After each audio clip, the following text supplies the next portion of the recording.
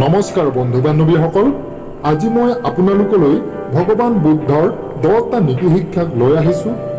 আপুনি শুনিলে বা আপুনি সেই জ্ঞানখিনিক নিজৰ কৰি ল'লে আপোনাৰ জীৱন সম্পূৰ্ণ সলনি হৈ যাব।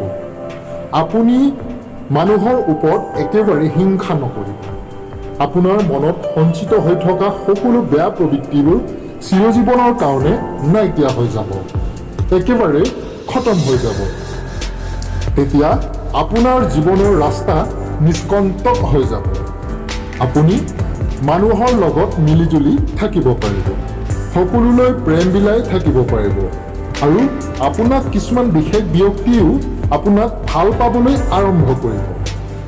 আপোনাৰ ঘৰ সংসাৰ সহপৰিয়ালক আপুনি সুস্থ কৰি ৰাখিব পাৰিব।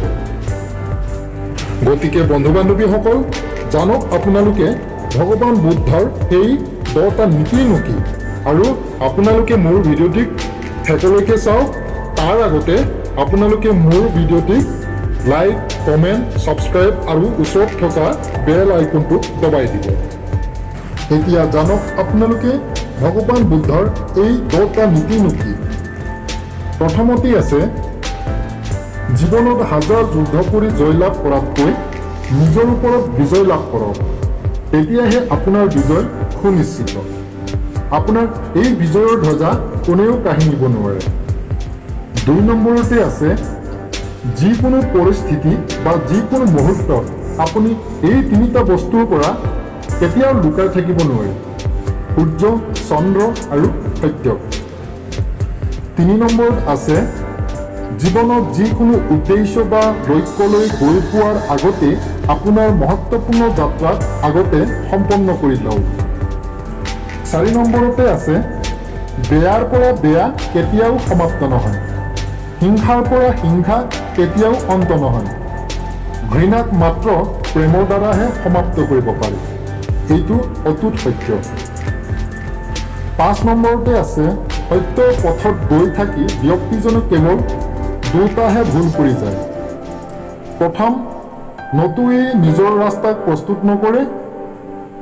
দ্বিতীয়তে, নতুয়ে আৰম্ভণিয়েই নকৰে। 6 নম্বৰত আছে, ভৱিষ্যতৰ সপোন দেখি আপুনি বিলীন নহ'ব আৰু ভূতকাল বা অতীতকালতো লাগি নাথাকিব। কেৱল মাত্ৰ বৰ্তমানলৈ ধ্যান দিয়ক।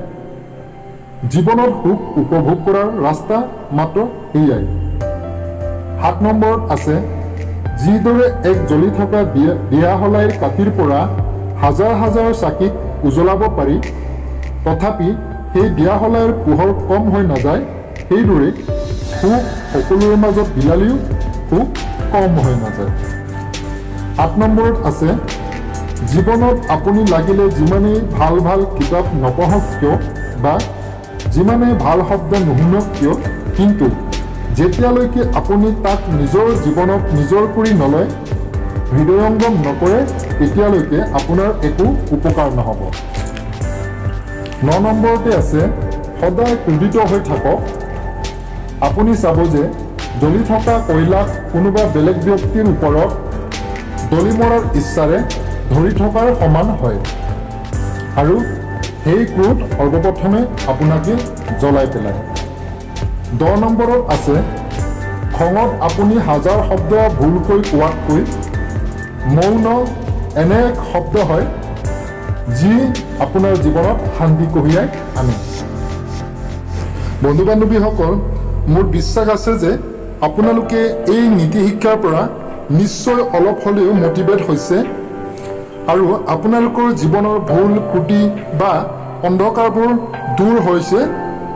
আশা কৰিছোঁ নিশ্চয় আপোনালোকে ভাল পালে। আপোনালোকলৈ এটাই অনুৰোধ যে মোৰ ভিডিঅ'টোক লাইক, কমেণ্ট, ছাবস্ক্ৰাইব আৰু ওচৰত থকা বেল আইকনটোক দবাবলৈ নাপাহৰিব। যদি আপোনালোকে ইমানটো সহায় কৰি দিয়ে, তেন্তে ময়ো আপোনালোকৰ কাৰণে নতুন নতুন ভিডিঅ' বনাই থাকিব পাৰিম।